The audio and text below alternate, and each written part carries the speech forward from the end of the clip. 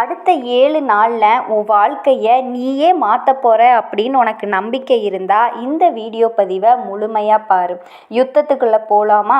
நாள் 1, புலனடக்கம். உன் ஆசைகளை எரிச்சிரு. சாணக்கியர் சொல்கிறாரு, யானையை அடக்கிறத விட புலனடக்கம், உன் ஆசைகளை எரித்து விடுன்னு சொல்கிறாரு.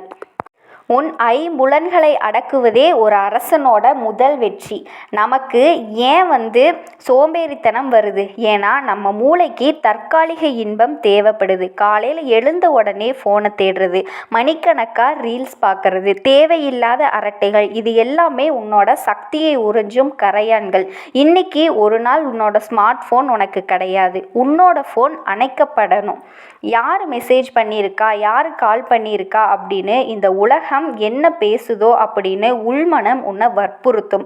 அந்த துடிப்பு தான் உன்னோட பலவீனம். அந்த துடிப்பை வேடிக்கை பாரு. நான் உனக்கு அடிமையில்லை அப்படின்னு உன்னோட மனசுக்கு சொல்லு. அடுத்தது உணவு கட்டுப்பாடு. இன்னைக்கு ருசிக்காக சாப்பிடாத, பசிக்காக மட்டும் சாப்பிடு. மந்தத்தை தரும் உணவுகளை தவிர. உன் வயிறு காலியாக இருந்தால் மட்டும்தான் உன்னோட மூளை கூர்மையாகும். இன்னைக்கு நீ உன்னோட மட்டும் பேசு. உன்னோட பலவீனம் என்ன, நீ ஏன் இன்னும் ஒரே இடத்துல இருக்கிற அப்படின்னு பேசு. ஒரு பேப்பர்ல எழுது. உன்னோட எதிரி உனக்கு யாருன்னு தெரிஞ்சா மட்டும்தான் உன்னால அவனை வீழ்த்த முடியும்.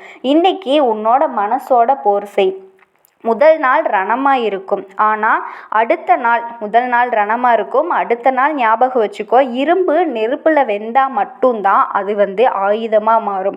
நாள் 2, காலப்போர். நேரத்தை அடிமையாக்கு. காலம் யாருக்காகவும் எதுக்காகவும் காத்திருக்கிறது இல்லை. கடந்து போகிற ஒவ்வொரு நொடியும் கோடிக்கணக்காக கொடுத்தாலும் மறுபடியும் வராது.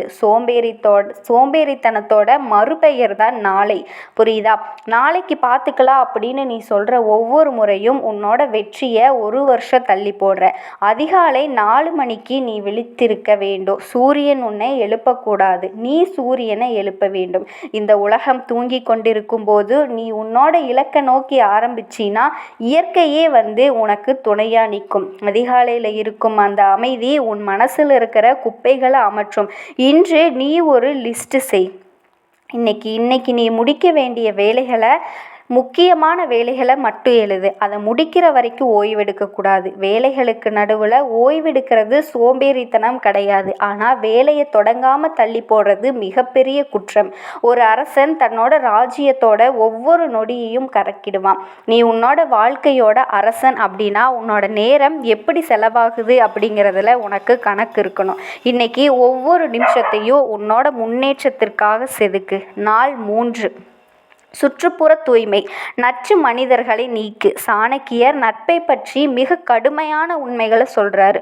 உனக்கு சமமான தகுதியோ அல்லது உன்னை விட தகுதியோ இல்லாதவர்களோடு ஒரு பொழுதும் நட்பு வைத்து கொள்ளாதே. உன்னை சுற்றி இருக்கவர்கள் சோம்பேறிகளாக இருந்தால் நீயும் ஒரு சோம்பேறியாக தான் இருக்கும். உன்னோட நட்பு வட்டத்தை சுத்தப்படுத்து. உன்னோட நண்பர்கள் உன் லட்சியத்தை பற்றி யோசி. உன்னோட நண்பர்கள் உன் லட்சியத்தை பற்றி பேசுகிறாங்களா அல்லது அடுத்தவர்களை புறம் பேசுகிறாங்களா? மச்சான், இன்னைக்கு ஒரு விஷயம் நடந்துச்சு, இன்னைக்கு ஒரு நாள் மட்டும் ஜாலியாக இருக்கலாம் அப்படின்னு உன்னோட உழைப்பை கெடுப்பவன் உன்னோட வளர்ச்சியை தடுக்கிற ஒரு நச்சு. இன்னைக்கு உன்னோட ஃபோனில் இருக்கிற தேவையற்ற தொடர்புகளை நீக்கு. சோசியல் மீடியாக்கள் உன்னை சோம்பேறியாக்கும். அந்த கணக்குகளை அன்ஃபாலோ செய். பாம்போடு பழகுவது கூட ஆபத்தில்லை, ஆனால் தீய எண்ணம் கொண்ட நண்பர்களோடு பழகிறது உன் வாழ்க்கையவே விஷமாக்கும். ஒரு சிங்கம் தனியாக நின்னாலுமே அது சிங்கம்தான், ஆனால் ஆடுகளோடு சேரும் சிங்கம் வேட்டையாட மறந்துவிடும். உன்னை தனிமைப்படுத்தி கொண்டாலும் பரவாயில்லை, ஆனால் தவறான மனிதர்களோடு இருக்காதே. உன் சுற்றுச்சூழல் சுத்தமானால் மட்டுமே உன் எண்ணங்கள் சுத்தமாகும். நாள் 4, பயத்தை எதிர்கொள். சிங்கமாக மாறு. பயம் உன்னை நெருங்கும் வரைதான் நீ பயப்பட வேண்டும்.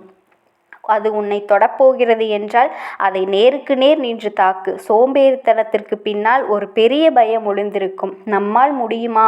தோற்று போனால் மற்றவர்கள் என்ன சொல்வார்கள் என்கின்ற பயம்தான் உன்னை செயல்பட விடாமல் தடுக்கிறது. உன் பயத்தை நீ சந்தி. நீ எதை செய்ய மிக அதிகமாக பயப்படுகிறாயோ அதை இன்றே செய். மேடையில் பேச பயமா? 4 பேர் முன்னால் உன் கருத்தை நீ பதிவிடச் செய். 4 பேர் முன்னால் சொல்ல பயமா? இல்லை, ஒரு முக்கியமான முடிவை எடுக்க பயமா? இன்று நீ அதை செய்து முடி.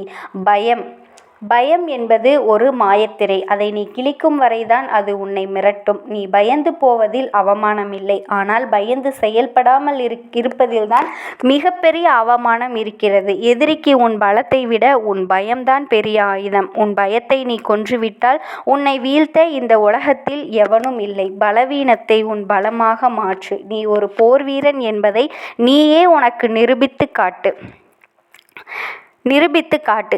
நாள் 5. பொருளாதார ஒழுக்கம். சாம்ராஜ்யத்தை உருவாக்கு. சாணக்கியர் ஒரு யதார்த்தவாதி. அவர் சொல்கிறார், பணம் இல்லாதவன் ஒரு பிணம். ஆன்மீக அறிவு இவை அனைத்தும் இருக்கட்டும். ஆனால் இந்த உலகத்தில் வாழ பொருளாதாரம் மிகவும் முக்கியம். வறுமை உன் சுயமரியாதையை கொன்றுவிடும். பொருளாதார திட்டமிடல். நீ இதுவரை எவ்வளவு பணத்தை சோம்பேறித்தனத்தால் வீணடித்திருக்கிறாய் என்று கணக்கு போடு. தேவையற்ற பொழுது போக்குகள், ஆடம்பரம் இவற்றுக்கு செலவிடுக்கும் ஒவ்வொரு ரூபாயும் உன் முன்னேற்றத்தை தள்ளி போடுகிறது. ஆசைகள் அனைத்தையும் வழங்குபவன் விரைவில் தனக்கு தேவையானதை விற்க வேண்டிய நிலைக்கு வருவான். இன்று ஒரு சபதம் எடுக்க வேண்டும். உன் உழைப்பில் வரும் பணத்தை வீணாக்க மாட்டேன் என்று. உன் பணத்தை நீ சேமிக்க பழகு. உன் அறிவை வளர்க்கும் புத்தகங்களுக்கோ அல்லது பயிற்சிகளுக்கோ முதலீடு செய். சேமிப்புதான் உன் ஆபத்து காலத்தில் உனக்கு துணையாக நிற்கும் ஒரே நண்பன். செல்வம் என்பது உழைப்பால் வருவது மட்டுமல்ல, அது ஒழுக்கத்தால் நிறை பெறுவது.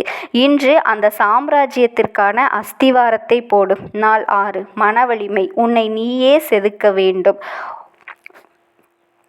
ஒரு மனிதனின் மனமே அவனுக்கு நண்பன், அவனுக்கு பகைவனும் அதுவே. உன் உடம்பையும் நேரத்தையும் நீ சரி செய்தாலும் அதை இயக்குகிற ரிமோட் கண்ட்ரோல் உன் மனது மட்டும்தான். மனம் தெளிவாக இல்லை என்றால் கையில் இருக்கும் கூர்மை எந்த பிரயோஜனம் இல்லை. மௌனம் மற்றும் தியானம். இன்று 30 நிமிடங்கள் ஒரு இடத்தில் அமைதியாக உட்கார்ந்து உன் சுவாசத்தை கவனி. உன் மனது குரங்கு போல் அங்கேயும் இங்கேயும் தாவும். பழைய கவலைகளையும் தேவையற்ற கற்பனைகளையும் கொண்டு வரும். எதையும் தடுக்காதே.